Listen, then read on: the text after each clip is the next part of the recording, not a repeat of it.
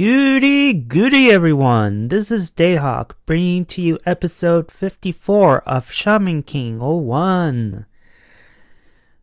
So this episode is dedicated to someone who, for the whole episode, is, I can't say bitching and complaining, but for people who already seen it, it seems that way. Lyserg wants his angel. That was pretty much all what's the episode is about. Lyserg wants his angel because he feels that he's been a part of the Exos for God only knows how long at this point, but he feels that, after, X amount of time he's been with them, he was never granted his own angel. And here's the thing. This version of Lyserg, I don't like. I prefer the 2021 version. At least that version. He's tolerable compared to this. But, I mean, it's just, this is what happens when one wants revenge so much. Because he's so hell-bent on revenge that he's not thinking straight, to the point where this episode, even though it's mostly about whiny, like bitchy Lyserg, it at the very end of the episode, it's gut wrenching, and I was surprised that in the other version, it didn't happen. And I think you guys know what I'm talking about. And so, it begins where the Exos is gonna fight this group that clearly belongs to, part of Hal's group. And they look like FBI agents. And so you have an audience, and weirdly enough, it's not in the arena. It's somewhere in the canyons in the desert. I don't remember what was the explanation, because the last episode, the arena was fine, unless Hal destroyed the arena because of the Lily 5 not showing up. But for whatever reason, they're outside in the canyons. And so they have an audience, and of course the Yoh Yohs are there, and Lyserg is not being himself. He's not happy, and poor Morphine, she's just doesn't know what to do. Like she just looks at Lyserg like he is sad, but he doesn't know what to do,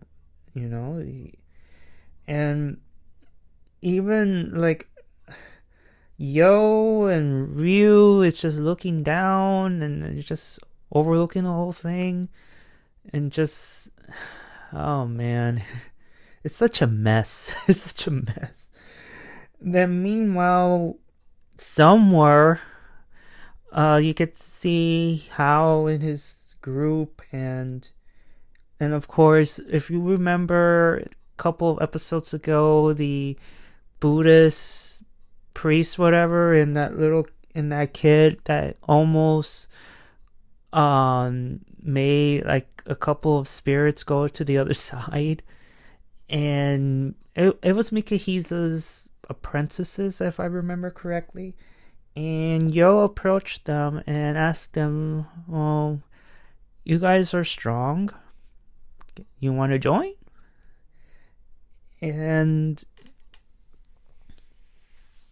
And of course, they refused to join because Hal's plan, his whole idea, is far-fetched. But then Hal said to both of the monks, the lady and the old man, like he had no interest in those two. And you know what that means. Two of Hao's followers tried to attack them both, but unfortunately their attacks didn't work, and both the lady and the old man died. And the kid was in shock, and he tried to go after Hao, but he was killed savagely, because you see him in between the two hands of the spirit of fire, getting burned to death. And what's worse, the spirit of fire eats him. Yeah, that was brutal. And here's the thing that it doesn't make sense to me. If those two groups were nearby, how come the patch, and better yet, the people who were involved in witnessing the match between the X-Laws and the X-Files, the secret agents or the Men in Black, they didn't turn around and witness what was going down?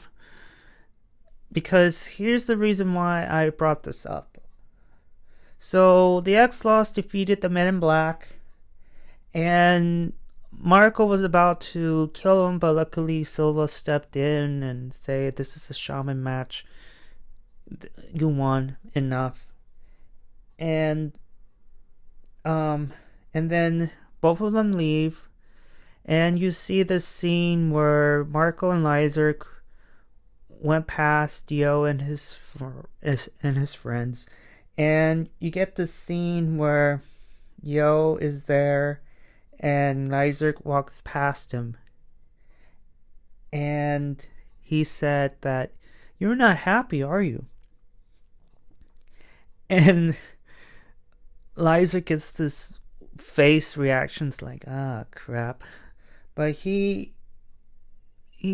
response is, "I'm a member of the X-Laws, and well, as a member of the X-Laws, I will do what I must to dispose of Hao." I'm like, Jesus. That's not really an answer, Lyserg. He's asking about you, because he's noticed that even Morphine was noticing that you're not happy. You're not happy at all.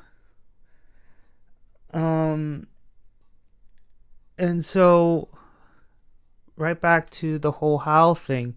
So the X-Laws defeated the Men in Black, and then Hapacho tells Hao that the X-Laws defeated them. What can we do? Just leave them. And it just leaves. So I don't know if they're nearby. It has to be nearby. But it's strange, because if it's nearby, they would have witnessed the massacre that went down. But no, apparently not. And back to the restaurant, Ryu is depressed, and I have no idea what's the relationship between Ryu and Lyserg. Ryu is, I don't know, you're giving me mixed signals. Yeah, he's giving me mixed signals. It's like something about Lyserg is what does it, I think he's attracted to, Ryu is attracted to him and all that. It's just so weird. Anyway, and so he got so depressed that he hardened for some whatever reason. And then Choco Love was his typical joke, and he gets beat up for it. Meanwhile, back at the X-Laws hideout / gate of Babylon, Lyserg is a Debbie Downer. He's just, again, the whole episode's about, "Oh, I don't have an angel." he's just down because when is John-sama gonna give me an angel and all that. And so Marco and a few of the members just leaves, and but Lyserg catches up with them and tells them, "Hey, I want to go with you to whatever it is. Like, what's the mission and all that?" Then Marco said, "No, you need to stay behind. Protecting the lady is also, an important mission as well." So Lyserg is having a little bit of a argument, but Marco just points out that if hesitation remains in you, then no angel will smile at you. So we all noticed that Lyserg has hesitated on the based on killing people in the name of justice and all that. We've seen that. We witnessed that, and we can tell by his reaction, especially earlier on, that he's not happy. But I think it's just he doesn't have an angel. and here's the thing that Marco said that made Lyserg kinda stun. And that is, will you throw away morphine? And you could look at his face, it's like, oh man. If it's like, okay, I will give you your angel if you're willing to do whatever it takes to get an angel / get how whatever it is, you need to get rid of morphine. Would you do it? And he's just stunned, like he doesn't know. And the X-Laws are somewhere, and there are a few members who are vouching for him that he has been a respectable member. Why aren't you giving him an angel? And of course, Marco points out that it's not up to me, it's up to Lady John. And as they were talking, the men in black are spying on them. And then back at the hideout, Lyserg is pondering on what to do, and he runs off trying to find Marco. And there's an interesting mini conversation with Lady John as Lyserg leaves. If you desire something, you must give up something in return. And I feel that maybe she foresaw something, that maybe Lyserg is willing to surrender morphine, because at the end, you guys already know what's going to happen in the end. So Lyserg is running, and all of a sudden morphine just stops and decides to go the other way. And all of a sudden, Amidamaru sees little sprinkles, little stars outside their hotel room, and assume that that's morphine. So morphine leads the Yoh Yohs to where Lyserg is at. Meanwhile, the men in black are going to fight the X-Laws. And then here's the sad part. Lyserg jumps in, saying that let me do this for you guys. And then tries to summon morphine, but morphine was not there.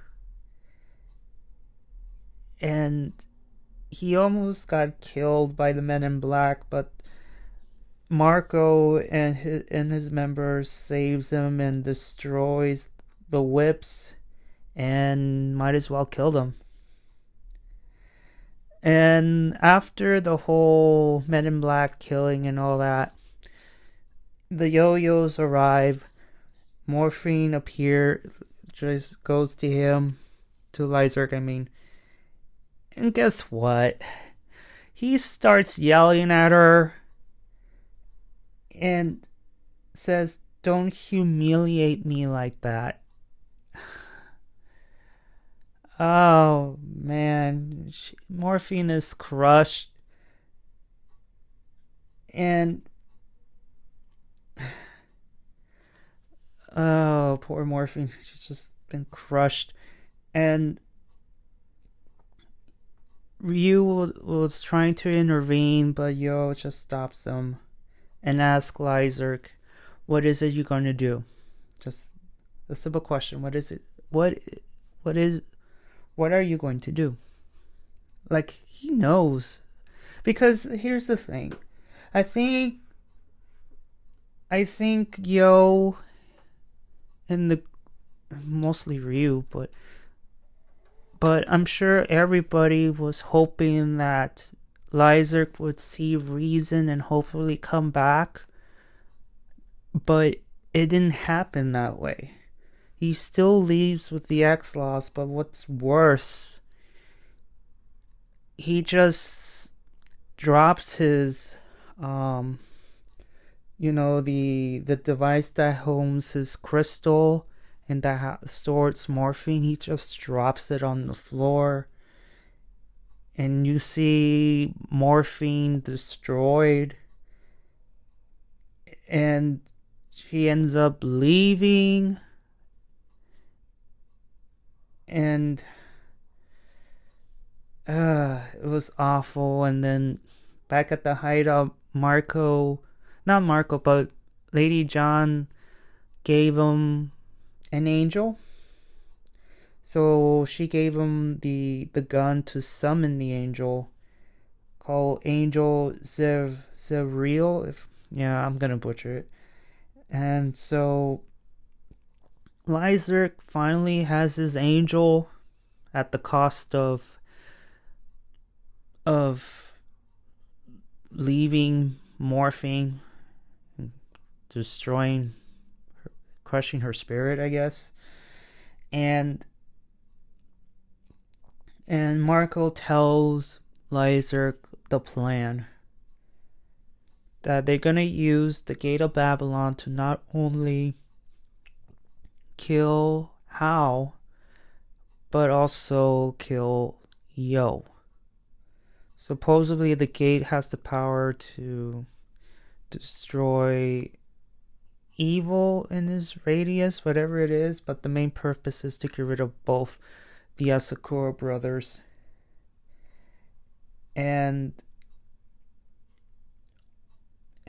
leading to the ending, Mikihisa, Hao, and even Goldva knows that something is up, or they know about the gate already.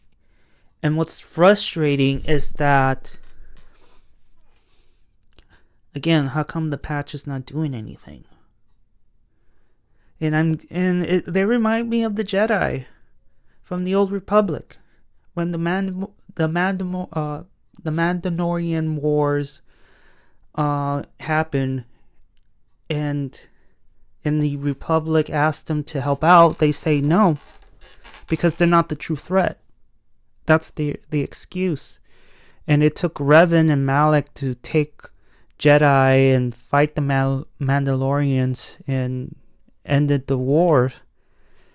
And it's just still, they haven't done. It just reminds me of that so much. And now, because the patch is not going to interfere, Yoh is going to be caught in the crossfire now. So, yeah, this episode marks the beginning of the whole Gate of Babylon mini episodes. And in the next episode, it leads to the official part 1 of the Gate of Babylon. So yeah, what do you guys think of the episode? Did I miss anything? Did you like it? You don't like it? Tell me all about it. Because in this episode, as much as I enjoy the episode for all the emotions and stuff, the only thing I don't like is Lyserg. He irritates the hell out of me on this one. Because I understand that he's been there for so long, and